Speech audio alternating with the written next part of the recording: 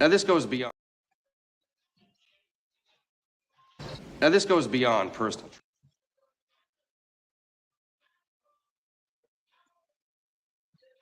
Oh man. Now this goes beyond personal tragedy. It goes to a public health hazard of unknown proportions. It goes to the right of the ordinary people to know all the facts. Yeah, people ought to know if the neighborhoods are killing them, you know? Amen, gentlemen. Amen. And what a fine effort it is. I'm totally sympathetic. Congressional hearings should be scheduled just as soon as possible. The American people deserve no less. Message, we care. Great. Turn this way, please. Right here, sir? Okay. Right over here. Great. Cheers. You know, son, you're a real comer. I wouldn't be a bit surprised if you ended up in the leadership. I'll say this, if I were speaker, I'd sleep better with you as a lieutenant. Well, thank you very much, Mr. Chairman. I'm surprised to hear you say that, because I really honestly didn't think you was going to go with me on this power lines thing. But I'm not. But you said you were sympathetic. Well, of course I did. We're all sympathetic to little girls with cancer. But I'm not sympathetic to holding a public inquiry. Man, you just said... I know what I said, but sound bites aren't sworn testimony. Now look, son, it's great to get your name in the newspaper. Let them know you care. Very smart move, Thomas. But that's as far as I would go with this if I were you.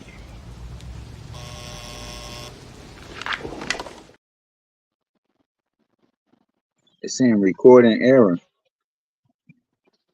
Islam.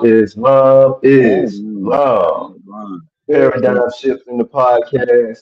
Yo, way back then, they was giving us game about what's going on in the media with the mad human drama and these actors they call politicians, people who's supposed to be fixing and solving the issues that we face as American citizens. But just like in that movie, behind the scenes, they don't give a freak about nobody. All right. It's brother Maurice Pennison Bay, the master student, the Morris master student. And today I got the Grand Governor, Richard Neal Bay. I got the indigenous realist, my man Alan Calhoun here. And today we'll be talking about this political witchcraft. Islam. What's up with the Moors? Islam, praise be to Allah and honor to his prophet. But you know something that's outstanding, brother, before we even get into it? Our brother name. You know, it baffles one when they see Moorish Americans use Aboriginal, indigenous, and terms like that. We've been using those terms. It's nothing new. Yeah, indeed. Nothing new. Indeed. Right. That's right. So definitely respect. Yeah, the indigenous, just like me and the Grand Governor talked about last week. We are the Atlanteans. We are the original Americans. We are the original man here on the planet that made manifest. If you really want to get deep, So yeah, that's the indigenous realist. What's up, realist? Peace, Islam to the brothers, man. I hope y'all can hear my audio clear. I'm not by the Wi-Fi, but I'm close enough. I'm right outside the box outside. But it's a pleasure to be on here with y'all, and I'm ready to build. Most definitely. All honors to the Honorable Noble Drew Ali, the prophet, the chief. Right. I'm already. He said the chief. Right. Indeed. Absolutely. Hey, so check this out, right? I just made a video the other day because I was on my way to school and I'm listening to the news. And when I'm listening, it seems like the entire news is just overwhelmingly about this guy, Donald Trump, right? Like Donald Trump is all over the news. He's on everybody's tip of every tongue. Every so-called pundit got Donald Trump on the tip of their tongue right now. I'm sitting here saying to myself, this Joker got the worst criminal record of anybody I know. I mean, he just got found guilty of 30 plus felonies. That means that his record is worse than all of our record combined. But he's still the most popular man in America. Then, to top it all off, the Joker done raised like $140-some million to his campaign as president. So not only is the poor, the ignorant people, that's how we think about it. We think, well, those ones who support these individuals, they are the trailer trash. They are the racists. They are the ones who, at the bottom of the totem pole. Wait, $100 and something million, got it from? That ain't coming from the bottom of the totem pole, y'all. That's coming from the top. I mean, that's 100-some million in 1 month. In 1 month. He Wow. cast a spell on these people, man. I need somebody to show and prove to me that this Joker right here ain't demonstrating witchcraft. Hmm. Exactly. Crickets. Crickets, because he cast the Indeed. spell, but he ain't the only one. He is not the only one. All these jokers is casting spells, y'all. We set up in that prison, man. And I sat in a federal prison. Matter of fact, all of us that spend time in federal prison. And we know even inside of the federal prison where people is locked up, for the most part, they holding you on the charges that ain't even got nothing to do with criminality. It's commercial in the first place. The grand government is always exposing it. Always. Always, Every time, always. every chance she get, communicating to the people that they is locking our young people up, they locking most of our men up for these commercial charges. And nobody is even, thinking to do anything about it because we understand it's witchcraft. In the beginning was the word, and the word was with God. And to some people, the word is God. So if an individual becomes agent and communicating and using words, then this person right here is the weaver of spells, the master magician, the God, the Lord of the land over all these people, man. And we bear witness to it right now today. Right now today with these actors they call it politics. Islam grand governance, how you doing? This is Sheikah K. Glaville just came on and joined us. How you doing, sister? Islam, Islam, Islam, all praises due to Allah, honors to His holy divine prophet, Noble Ali, honors to each and every one of you on the panel. Peace to the Paradigm Shifting Podcast, Islam. Peace to the chat. Right. Definitely, a lot of times we don't realize that most of these crimes that is quote unquote committed are commercial crimes. A while back, the IRS started to put out that all you had to do was just file the taxes on it. And with that, I yield. It's what hold on. You can't just yield like that. You can't just yield You like that. caught that at the end, Come huh? back. You Come caught that. back. Remember, the purpose of this podcast is to shift the paradigm. And she All right? shifted, then she Bring dropped the that mic and back. walked out. Islam. Come back, Sheikah. Do that again. Islam, yeah. Come back. Do that again. All you gotta do is just file the taxes on it. Especially if you in the feds, you look at your federal charges. I guarantee you, it's gonna be under Title 26, right? Because these are tax issues. One thing about the so-called government is they're gonna get their money, and you're either gonna pay with it That's right. via federal debt notes, and your body as surety, or your body as surety. Either way, they're gonna get their taxes up out of you. So Right. definitely, these are services that we offer, at Maxim Enterprises LLC. So if you're interested, definitely reach out to us. We're at www.ameximentllc.com, and we'll see what we can do to be able to assist you so that you can learn how to assess these tax matters. Islam, I yield. Islam also put it in the Islam. chat. Something that Islam. You know, something I want to share with the people too. This because I spent so much time in there, right? In this one, Crip, and I was just like, what's the purpose? Like, how can there be a benefit? You know, people say, oh, they lock you up for the money, and they talk about like, nah, that's not. Yeah, the prison system in the United States of America, the employees of the prison system in the United States of America make up a very large portion of percentage of the middle class of the United States of America. So this is what makes the prison system so important to the government. When I first went in, you had the majority of the prison guards were Desert Storm veterans. So like they had drafted all of these people, sent them off the war, and then when the war was over, they was like, okay, how we going to employ these people? What we going to do with them all now? So in the prisons, like all these boys, the Polar, Louisiana, Beaumont, Texas, McCreary, Kentucky, Big Sandy. That's his handwork. He built those.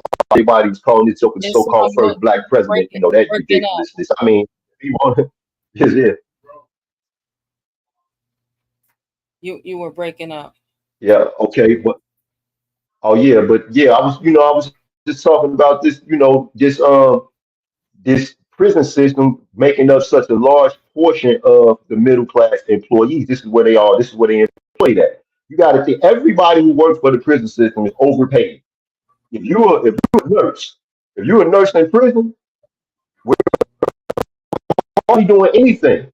You're making way more money than the nurse who's at the hospital who can't hardly get no sleep because she got lives to save all day long, working 16 hours a day, sometimes even more. You know, Psychologists in the United States of America, the majority of the people who need psychological help, they can't even afford it. So the only place for psychologists really to go and be employed is in the system where they could be paid by the government. So there is definitely a cause for this prison system. And then you got these politicians whose job it done became to keep these prisons filled up. Yeah. So it don't matter if it's a commercial, no matter what it is, see, whatever they can do to get jokers inside of themselves and on the prison, they gonna do it. They gonna.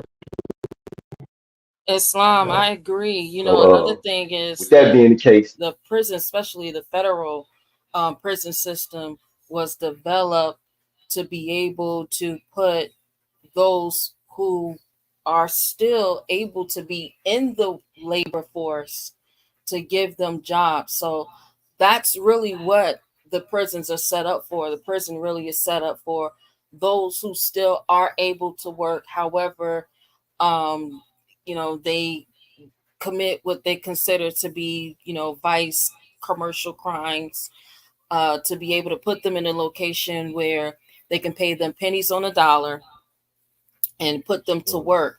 Now, another thing is when you look at that and you look at the labor force, right? 1865, 1865, everything became unionized. So one of the things that the federal prisoners don't realize is that they're actually a part of a union. And this is the reason Unicorn is a why union. this is unicorn, right? This is the reason why you receive your meals. This is why you receive medical. This is why you receive, you get to get your religious accommodations, so on and so forth, because That's you are right. unionized. Religious So freedom, health, what's going to health really benefits. change, exactly, what's going to really change the federal prison system is for the prisons to actually begin to treat it like a real versus treating it like, okay, we're prisoners and we're just waiting out our sentence. That's what's going to change it. right. Until that change actually happens and it comes, then they'll continue to treat you like an underprivileged prisoner versus a prisoner with actual benefits that's actually benefiting everyone else in society, because at the end of the day, you still are working. You're still a part of the labor force. So because you're part of the labor force, get this, you're supposed to get minimum wage. You're supposed to get minimum wage, even though that they're treating it like you're at what they call a long-term care facility, you're still under a union. So I advise all of the brothers and sisters that's in the federal system to begin to unionize. Let me show you something, right? Islam. Watch this. They got a program now in the feds. Okay, Unicorn, Unicorn was the big thing. They got this new program in the feds now called the PI program. All right. Come The on, people man. who work the PI program, Sheikah, they do get paid minimum wage. Not only Yeah, do they get that's paid right. minimum wage, they charge them rent. They charge them rent. They got the PI That's right. program in Butler, North Carolina, at FCI2. They over there working in the industry. And let me tell you something, even though they get paid minimum wage, the job that they doing now, $40, $50 an hour if they was out here in the world. And they charging these guys rent. All right. Now I want this where we shift this to. Do y'all understand how bad the drug problem is in prison? Oh yeah. The prisons are so full of drugs. You remember the time when people would get locked up and come home clean? Remember in the day when that used to happen? Them days is over. Them days is over. Right. Now, Right. jokers is going to prison with no drug problem they're coming out with because of what you just said, Sheikah. See, they're casting this field. They don't want the people in the prison to treat the prison like a university. See, the truth is, that's what it was. When I first got there, while I was walking around the yard game banging and doing all my bull junk, I was seeing home. You look over here, you see the malls over there, Bible study groups. You look over there, you see the nation, you see the Hebrew Israelite. You even seen the Aryan Brotherhood out there with white boys That's right. who That's learning right. whatever it is That's that right. they learn. Yeah, they all smoking this K2 and just break it down for me, Mo. They smoking this K2, they Yes, sir. Savatra, they in there ODing on fentanyl like it's nobody business. This fentanyl is everywhere. Yes, sir. They put it on paper, they put it on anything. And it's Mind you, always let's in the throw one in prison. there. Look, hey, my brother Maurice, let's throw one in there because I know this is in the state and feds. They give them certain medicine by mouth, right? Those suckers don't take that stuff. They take it and keep it right there on their tongue and bring it right back to the block and sell it. Now you got brothers out here tripped out on the block. And the nurses know that brother didn't take that. But they don't care. They're going to write it off until he stabbed one of them, hurt one of them, or something like that. He cook. But No, they I got wanted to share this too. the MAC program. Hey, you was cooking, bro. You was cooking because the title tells us about the political witchcraft. And you started off on Donald Trump. But as you were speaking about Donald Trump, I went back to Woody because Woody is reaching our children. Okay? It's okay for Woody to sit in there and act retarded, slow, and work a deal with the government or the state of Georgia, right? And then if he get out, he gonna make a whole bunch of money again and kill somebody else. Is what he said in the courtroom. Think about how many Woodies we will have in the next 5 to 6 to 10 to 20 years. That character now, that spirit will make legions of Woodies throughout the United States, throughout the world, as you said earlier. Forget just the United States, because we got the CIA behind this. Think I'm lying? Go look up Silent Wars. Read that. Brother OTK read that book to us I got the Silent Wars. And it took Silent Wars. Okay? But now, look, this is how we cook, y'all. 10 years ago, a seer and his wife did a video, a rap song. It was entitled Secret Wars. But the message is about you and I, how they're trying to kill us in every form and fashion. Woody is here to do that. Little Woody. You see? Donald Trump, that's just something. Look, man, my dad going up to go kick it with Donald Trump and them today at that little concert or whatever he got. That's nothing. But think about how many little Woodies we're going to end up with throughout America. And we can't do nothing with them. A force to be not reckoned with. Islam, I yield. Wow, he said a force to be not reckoned with. They got this program in the prison that it's called the MAC program. Right? So what they do is they give the prisoners dope. Like real talk. They give them dope. They're giving them Suboxone, right? And Suboxone is one of the major addictions in prison right now. That's one of the major things. You know, guys is in there, they messed up on Suboxone. So they give it to them.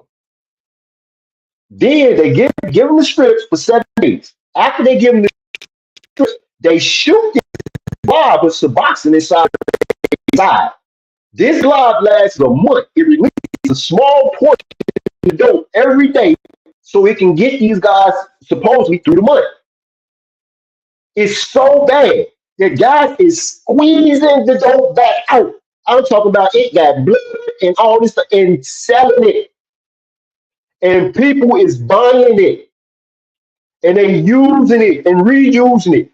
Our people, American people, are under a spell that's so powerful, right? It's so powerful, it is crazy. It is crazy. It's crazy. Indigenous. What's up with the moment, man? What's up with the moment? What do you feel like at?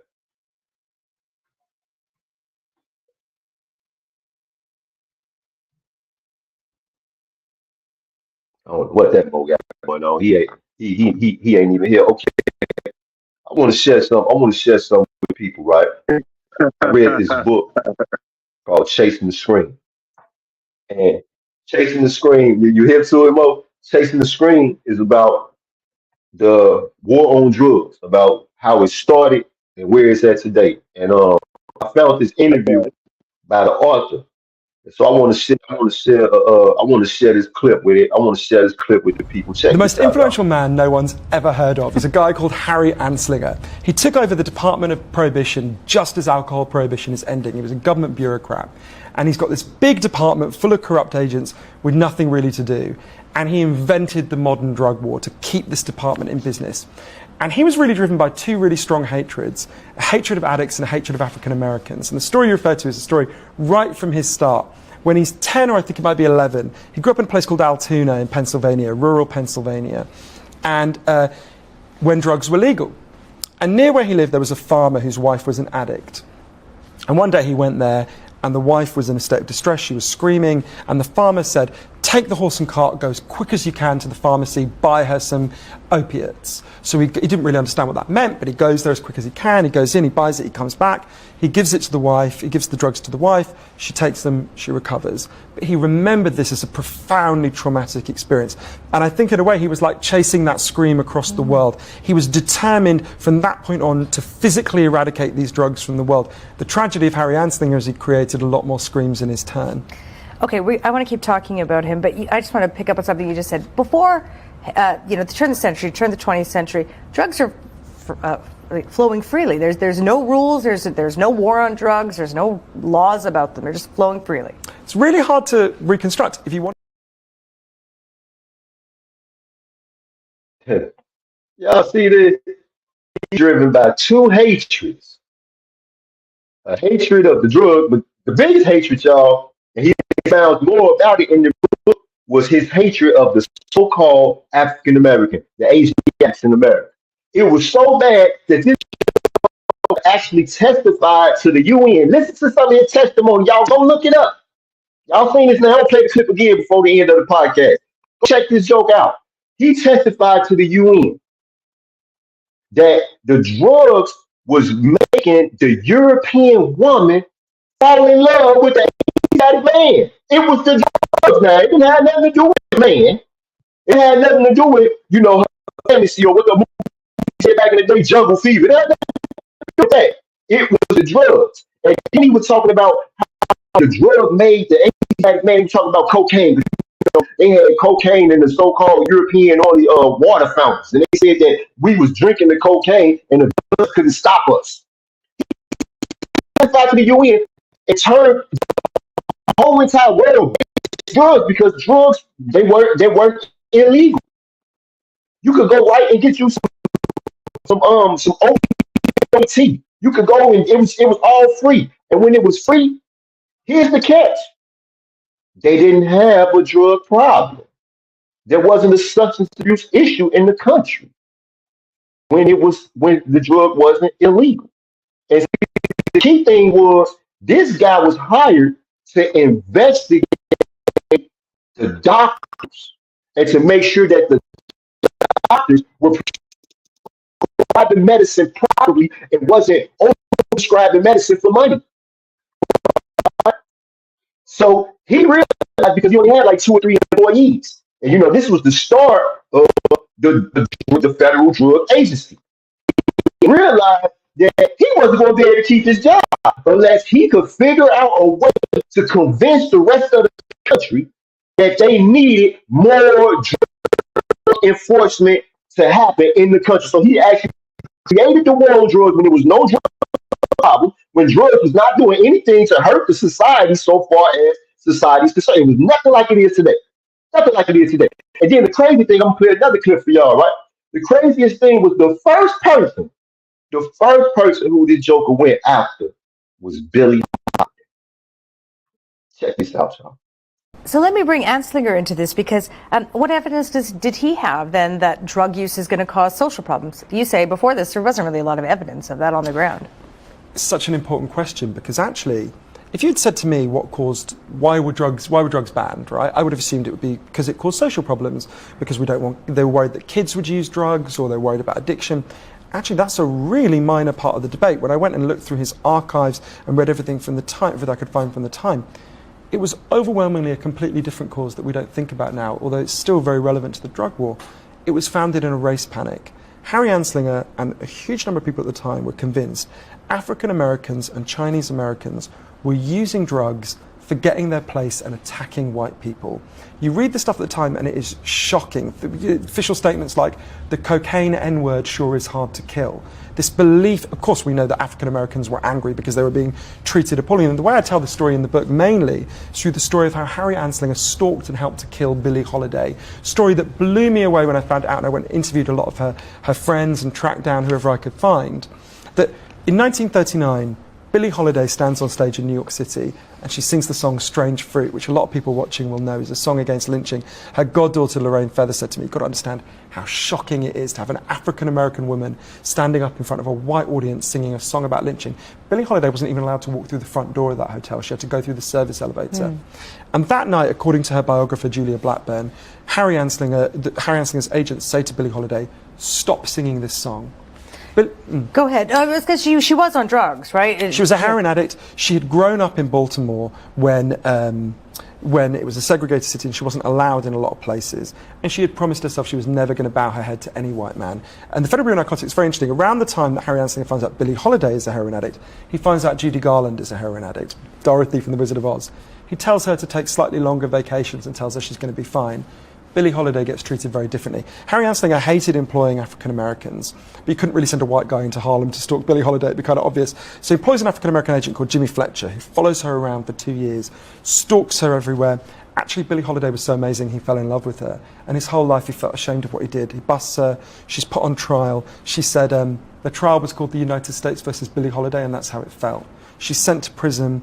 When she gets out, this is the most awful part, there's very few places she can perform because you needed a cabaret performer's license to perform anywhere where alcohol was served, and Anslinger makes sure she doesn't get it. Her friend Yolanda Bavan said to me, what is the cruelest thing you can do to a person? It's to take away the thing they love. Billie Holiday can't sing. She can find very few places. She relapses on addiction. When she's in her early 40s, she collapses. and she's taken to a hospital in New York, and they turn her away because she's an addict. She's taken to another hospital. She's convinced that Anslinger's men aren't finished with her. She says to one of her friends, "They're going to kill me in there. Don't let them, they're going to kill me." She's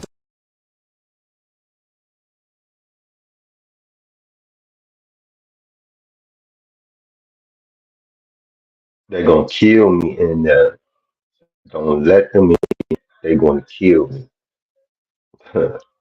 Y'all see this crap, man? And this And is the that's how reality. Like that's how I feel about what hospitals you say, shit. for real, brother. That's how I feel about hospitals for Uh, real. We shouldn't be going to their hospitals, right? Because again, you're still taking their medicine, their science. When our ancient forefathers had a science way before that science. So we got to be careful using their hospitals, their schools. Remember, that's their systems to shut us down and take us out. With that, I yield. Oh, spot. Islam. I seen the brother brother Chain break Islam. What Islam. you got some Islam, Islam, discussion? praise Allah, honest to his divine prophet, Noble Drew Ali. Hey, more when you shared about them wanting to keep us locked up at all costs in any way, shape, or form, and the things that they do, the extents that they go politically to keep the Asiatics of Northwest America, a Mexican locked up more. I remember my time in the Dismal Crips. It's story time. And it was around the time where Priska and Rauner was going at it. Okay. Now, I'm in Mm, the south of the Dismal Crips in the Illinois state, Vienna, the south, deep south. mhm. These is your good old boys. Your good old boys, your good fellas, That's right. your so-called patriot minded, these conservative minded, so they proclaim to be in the political world. Hmm. However, when it came down to who they was voting for, Bruce Rauner or Prisker, these these individuals who work in that union to keep people locked up, they was voting for Prisker. Hmm. But they from the deep south, good old boy patriots.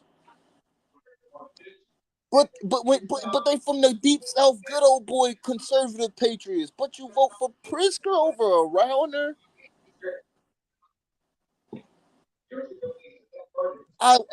Allah opened up. He opened my eyes that day more. I said these people could never be my ally. No matter how cool you are, Hmm. you're gonna vote Prisker over Rauner because Prisker was encouraging locking up more people, encouraging putting in more money in the prison system. Rauner was discouraging locking up people and discouraging keeping people locked up and spending money on the prison system. But they from the deep south, so when you spoke that more, I said, man, this more just touched it for real.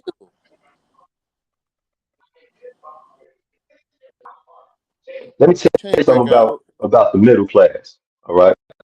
So in economics, in economics, you got the consumer, you got the investor, and you got the saver. Now, what percentage of all income is taken in by citizens of the United States of America that they desire to be spent, saved, invested? It's predetermined, and they shift the arms of the economy to manipulate these three measures of the economy. All right. Now, the investors is the middle class. The middle class is the ones contribute to their 401ks. The middle class is the ones who contribute to Roth IRAs. These are the ones who are investing because The poor people, they don't have no money left over to invest. They don't have no money to give to the government to borrow now, because this is what you're doing. We're investing these dollars in, and it's just sitting there out of your control. Again, you're not reinvesting in your own ideas. You're not reinvesting in your companies the way business owners, entrepreneurs do. See, as entrepreneurs, you got money, you reinvest. All right, but the middle class are programmed to lend their money to the government. So it's important to solidify this class. Okay, it's very, very important that we solidify this class. And how do you do it? You build prisons all over the place. I was locked up in Oxford, Wisconsin. The entire population of Oxford, Wisconsin is Bro, I made up did of time in prisoners. Oxford too. Wow. Talking about when they bring these human warehouses to these rural communities, they uplift the communities economically much, much Right. higher than anything else could or would. Because Most of them there is a farm job bills and in drugs. the That's prison. right. There's a job for them. There's a job for them. Okay? Now, we know this. We teaching it right now. We putting it on right now. Billions of people in the world could tune in today, tomorrow, from now, a year from now, and get this information. We're not the only ones who communicating this stuff. I'm sure communicating this information, I believe a lot better than I can. Now, with that being, I am the government, knowing that it's a freedom of speech. How do I stop people from listening? How do I stop people from acting on their learning when the knowledge has been gained, when they have grasped the knowledge of what's happening to them and who's doing it to them? How do I stop them from doing something about it? And one of the most from being proactive is with this drugs, man. Listen, the, the drug market and drug industry is like Nike. All right. Nike is the largest apparel company in the United States of America because Nike got a piece of clothing or a gym shoe or a sneaker for everybody. I don't care how much money you got, you can get you some Nike. I don't care how much money you got in the United States of America, you can get high. Okay? They got some dope flavor. Now, they got some Look, can I cook dope, with you? they got Can I natural cook with dope, they got dope.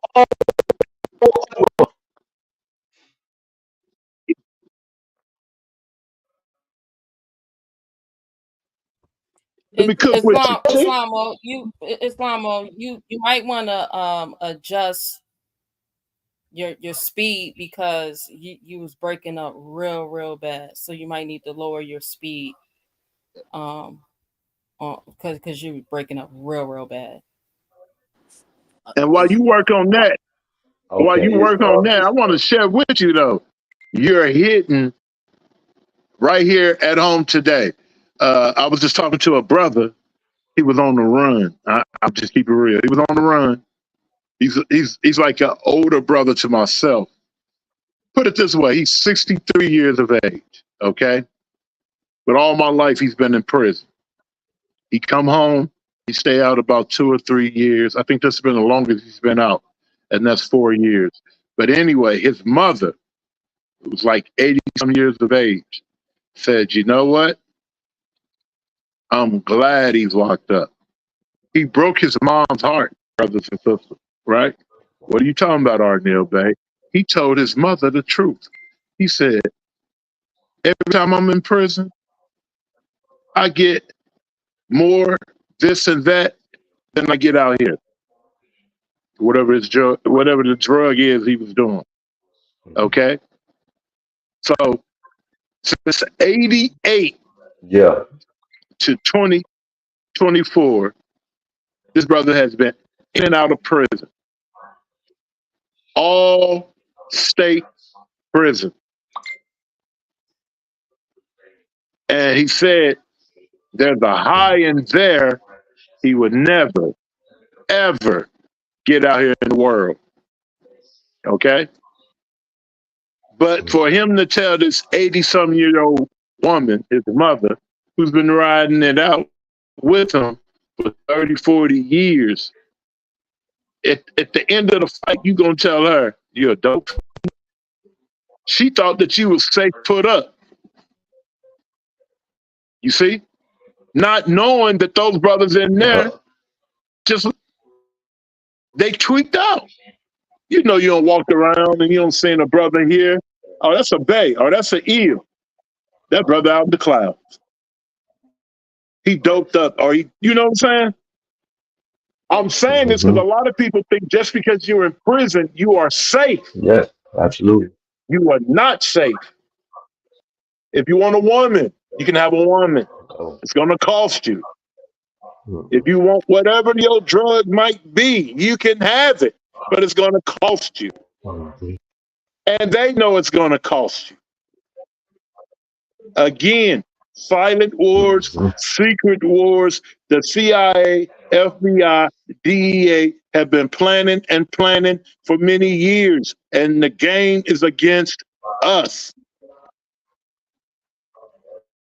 K2, 1997 is when I was going into the federal system. And like our brother said, you can get K2 on the yard. Just go to the bathroom. Brothers got K2. Instead of the Coca-Cola bottle full, you might get a nice pack. But remember, this K2 is synthetic stuff, and you ain't even supposed to be smoking it. It says it on, it's an incense. These brothers smoking that stuff, and they seeing everything under the sun. And they're in prison. So just because our brothers and sisters are in prison does not mean that they are clean. And sometimes when they come home, they get out here, they mad. You know why they mad? Because they got a better drug inside the prison than they get now here. So now they want to kill stuff. Okay? Up that little punk. I'll blow his brains out. Why, bro? Why you want to blow his brains out? Yeah. They frustrated. They trying to get back in there and get whatever that is in there. It's not out here. We're not thinking on that level. And we don't have enough people talking about that. Your family is not safe just because they're in prison. If they were getting high out here, 9 out of 10, they're going to get high in there. They do drug busts all the time inside those places. They do a shakedown probably once out of the month. So we got to wake up. And the sad thing, Brother Maurice and those who've been in prison know exactly what I'm saying. Get in there, the 50-year-old is acting like the 30-year-old. All of them high. The 50-year-old man, the 30-year-old man, and the 20-year-old man, and the 18-year-old, all of them high on some type of drug. Somebody doing fentanyl, somebody doing K2, somebody doing this. They all got their drug inside of the federal and state prisons. Now, this is the trick. A lot of it is coming in by the officers. Silent wars, secret wars. Remember, as Brother Maurice just shared with us, Pickneyville is right down the street from me. But if they take that prison away, all of them will be without a job. They farmers. Thank goodness. Right there in Peoria. What's the federal prison up there, Boston?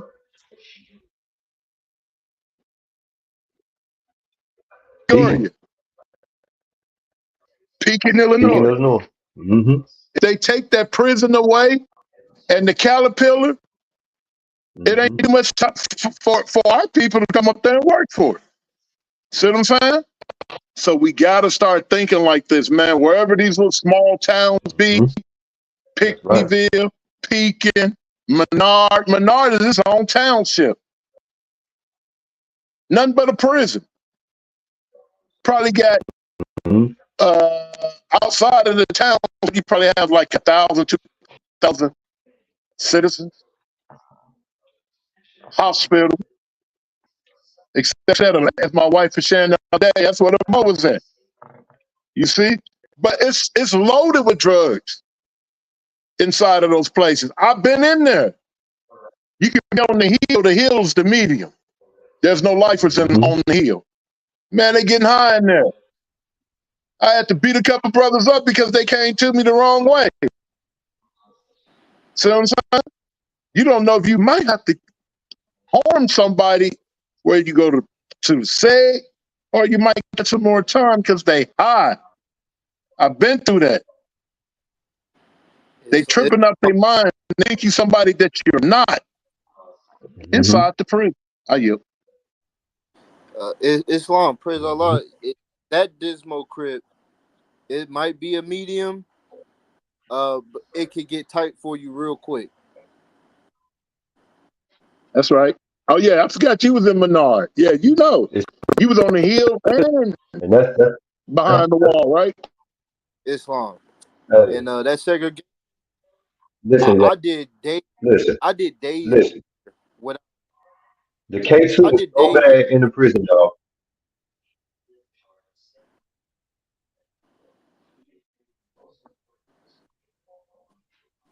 Islam, the treatment is very degrading. Yeah, I did days without sheets. I had people in the gallery passing me shirts so I could not be freezing in that demonstration. When I made my trip to the segregation unit north too. So yeah, when a brother's sharing with you, yeah, just because they're locked up, no, you are not safe at all. It is you and Allah in that demonstration. Right. And it can get real. The I want belly to of tell the y'all beast. something, right? The federal prison is so bad. I thought that K2 was just a jailhouse drug. It was like 2013. So I was in Allenwood, USP.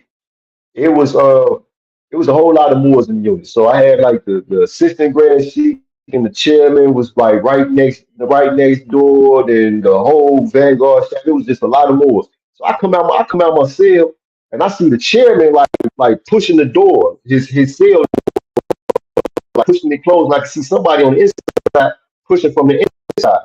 So I look and they don't look playful. So I go down more. What's going on? So when I look at it, it's nothing but Moors. I see about 5, 6 of the in the cells. So I snatched the door open. They holding one of the little brothers down on the bed. So I'm like, man, as soon as I start thinking they hide, they drinking some hooch or something like that. What's going on? So I say, man, I'm like, man. So when the little Mo see me, he reaches in his pocket, he pulls out some purple paper, like a little sheet of purple paper about this big, and he hands it to me.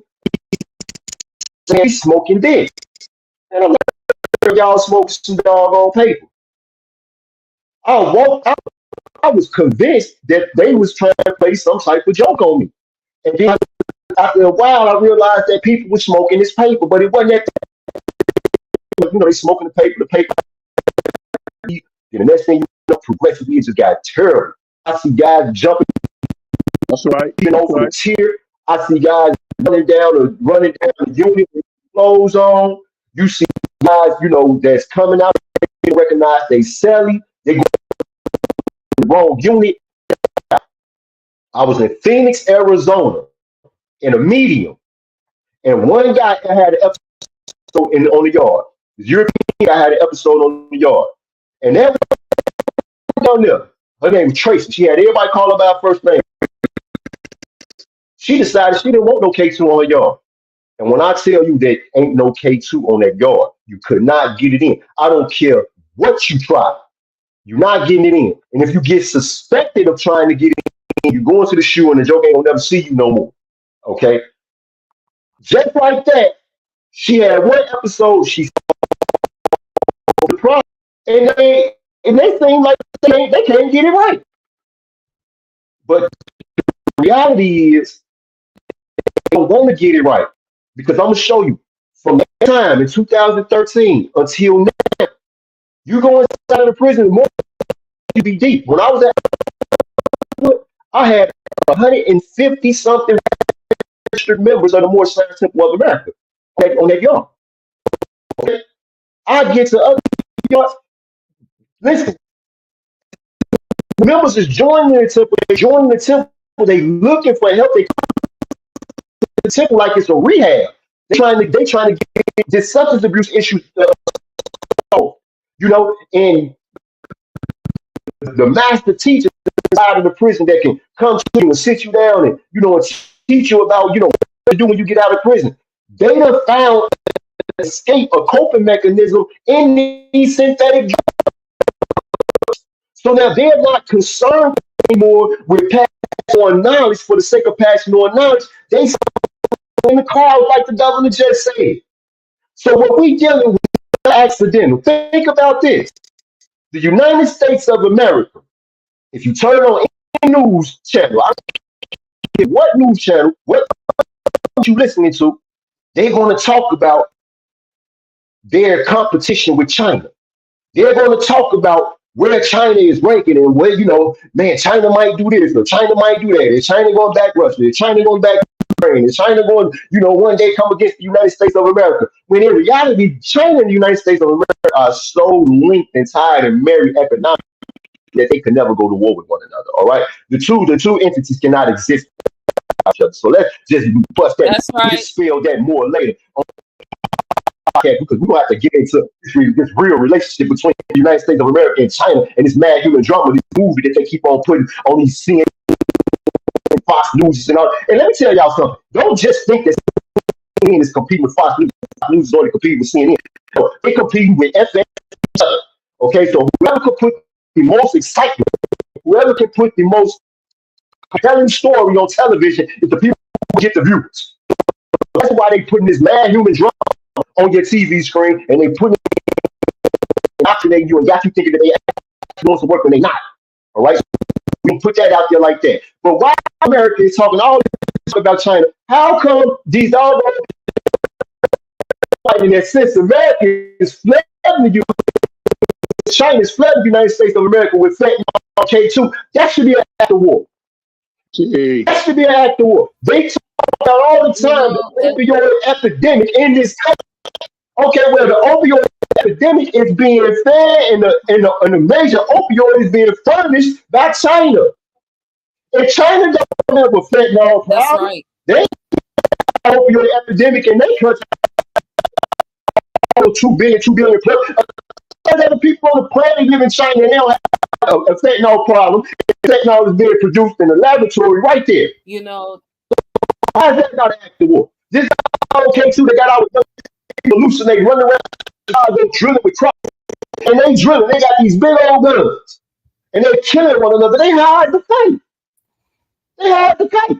Off a drug that's being produced by this and being found in this country. I mean, a drug is being produced by and being funded into our country. Islam, more. So in the case, how is this not an act of war? How is Islam this not an act of war? Definitely an act of war. Islam. Even looking at how is it not an act of war with the spell casting and the political witchcraft, when we look at not just the drugs that you purchase on the street, right? But it's the drugs that are being prescribed to you by the physicians. It's the drugs that they put in the water. It's the drugs that they put in the food. It's the drugs that they put in the chemtrails that they spray. So all no matter what it is that you're doing, your body is being induced with some type of foreign chemical to keep you addicted and high off of whether it be the internet, whether it be the food, whether it be the prescription drugs, whether it be the drugs you're purchasing off the street. They're always putting this implement within your paradigm every day. So, as we were speaking about very early on about how the prison systems are unionized, they've been unionized since 1865. That was what Lincoln did. He unionized. Um, he unionized everything. So this is why Oh, right Empress, you better not put after. that on. You better not put that on him, Lincoln. You know those Moors gonna get you now. Well, they're just gonna have to get, they're just gonna have to get this work, because right after 1865, when the so-called Emancipation Proclamation, right, that freed the Slavs, um, when that happened, you see a blast, like a big, huge blast of all these different unions that are being developed and created in the late 1800s and early 1900s, right? And this came off of the back of the Emancipation Proclamation. And so, with the labor force being unionized, it is the same thing that the people don't really realize how much power and authority the people actually have. So, if the people would unionize and say, okay, and you can start off with We the people. your Listen. city, you can start off with your states, your townships, so on and so forth, your counties, right?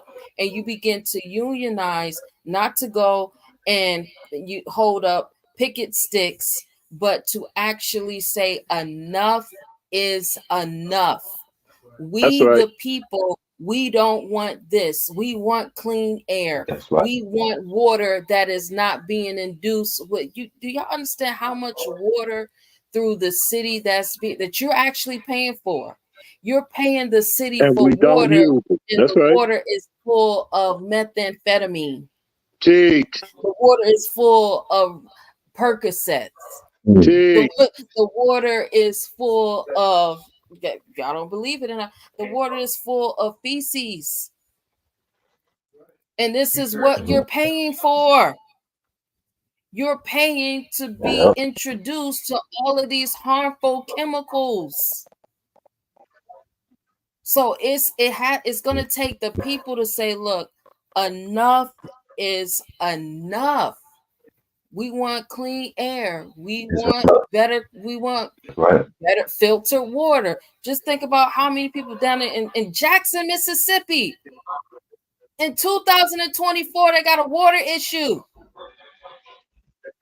It shouldn't be.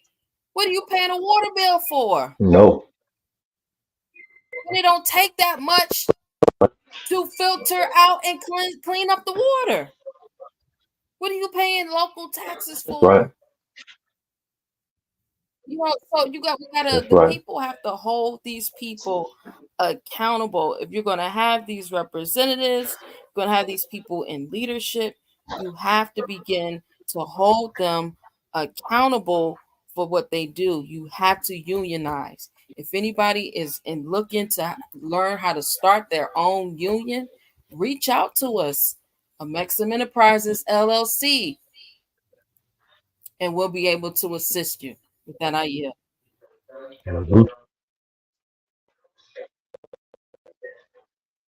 Islam is government.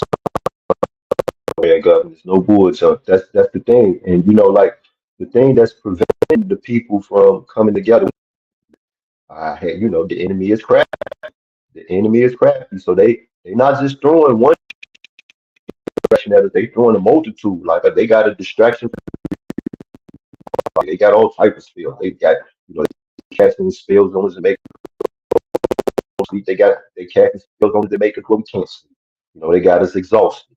They got us chasing our tails, trying to figure out which way is up and which way is down. When what we need to do is let the peace be still, start listening to one another, start working with one. Like I said yesterday at the Holy Day meeting, and it was reiterated by all of the speakers. We need to stop slandering each other. We need to stop getting down bad on one another, and start listening. Start listening, because we're the ones who are in this experience together. We are all in this experience together.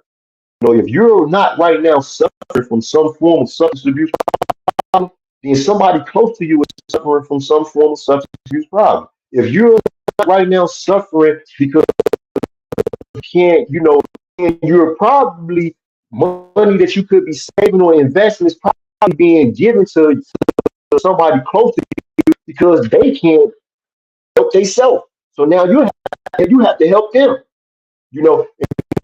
Being prevented from teaching each other to fish, and we just got to keep on putting food on the tables for one another. All of these different strategies. This is the thing that the government is supposed to be doing. The government is supposed to be supplying away. All right, the government is not supposed to be running. It's supposed to be supplying away. All right, the government is supposed to make it a way for our young people to be educated. They're supposed to be making a way for our people to protect interest. When people invest in build businesses, then the government should create entities or employ entities to protect. All we got right now is these political warlocks and witches. These, what's that chick name out there in Georgia? What's that name? Y'all know the one, the crazy mind broad out there in Georgia. This I can't even think of it right now, but this heifer is a doggone nut. And how is it that these type of people is being elected? How do we continuously find people in office who are not doing nothing? I made a video the other day I posted on TikTok, and I had talking about Donald Trump, and I'm like, man, this Donald Trump crap needs to stop. And you have so many people who will come to the defense of this guy. They come to the defense of this guy. And I say to myself, well, this dude is a racist and an idiot both combined. And now he got all these doggone felonies. Now, here it is that people in my predicament or the predicament of some of the other people who've been on the panel speaking, who have felonies in our background, when we come and we go for employment, then they want to talk to us about, man, well, you got a criminal record. The third, this man is running for president. He's about to get the biggest job in the whole world.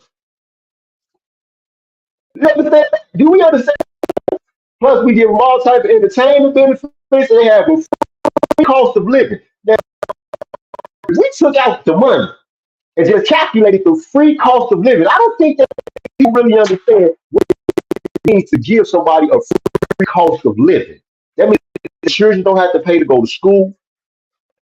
Okay, so now I'm into office, and I have a son who graduates high school while I'm the president, and I spend 2 terms in high school. Then now I can get a doctor. I can get a doctorate for my child or my children. I got a whole host of children. Okay, this is the part of what we pay the president of the United States of America. And then when you think about it's a certain type of crime here. You are the chief executive officer of the largest corporation on the planet, which means that you run a business. Now, how are we going to employ somebody who has never successfully ran a business in his entire life? All right, y'all.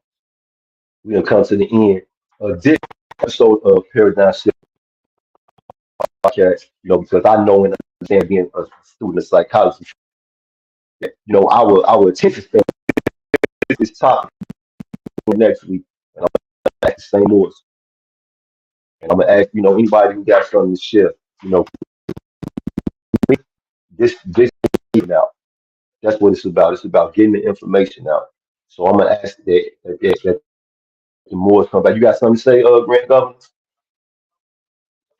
Islam. So with that being said, like it, share it. You know what I mean? Oh, Unmute your Look, you was mic, Mo. cooking. It's can you hear? Yeah, no, yeah. I think he got a delay too. Can y'all hear me? Islam. Okay. Islam, look, you was cooking, and in the chat, I actually put in there. The next time we come on, let's look at that Papa Perk 30. In that song there, in the last 2 years, they've been pushing Perk 30s in the community. And the Perk 30s, from what I found out from the young sisters in the community, is nothing but fentanyl. So I had a brother who was in Chicago out south, one of the vice lords, and he was check this out. He was considered as a pill popping animal. He popped one Percocet 30, 6.6, 240. Heart exploded. Okay? These Perk 30s, again, they're blue pills, and you can actually Google and find out that it's nothing but fentanyl. The brothers inside the prison are telling me about these Percocet 30s. Okay? They're doing some kind of thing with the envelopes or something, and you know what I'm saying? And they're getting high from that strip of the stamp or the envelope inside of the prison, so they're still tripping out.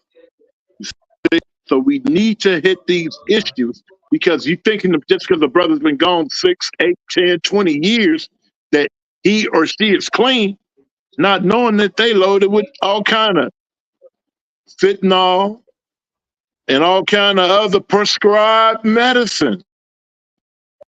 Okay? That's But right. you hit on some things, brother. Definitely got to go over it and know that you put it for time right now. When you spoke about track war, I thought about those in Dearborn, Michigan. I can remember when they actually started taking off in Dearborn, Michigan in success. Google Dearborn, Michigan, and you see those from like Pakistan, the Islamic Society went out there and made their own community. It was building. I mean, they had the gas stations,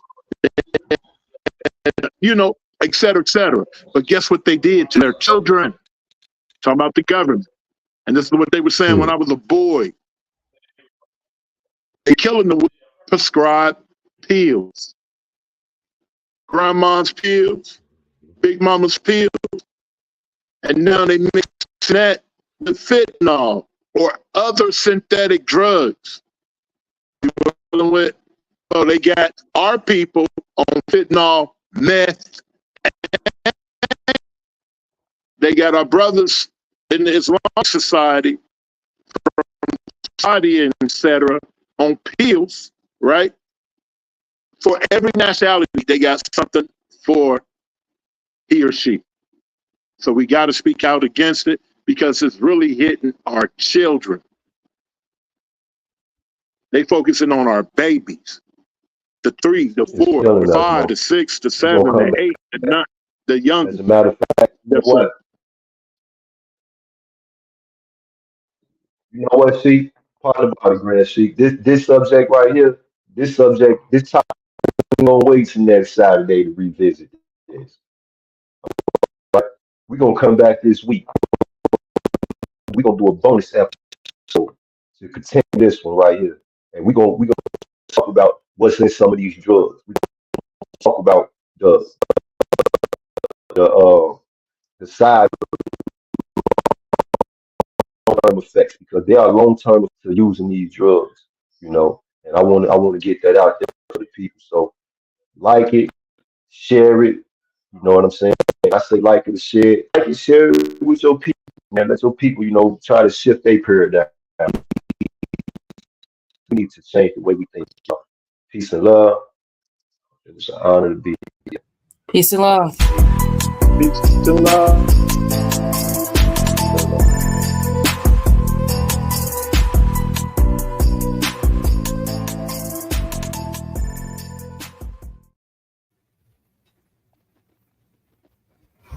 Islam.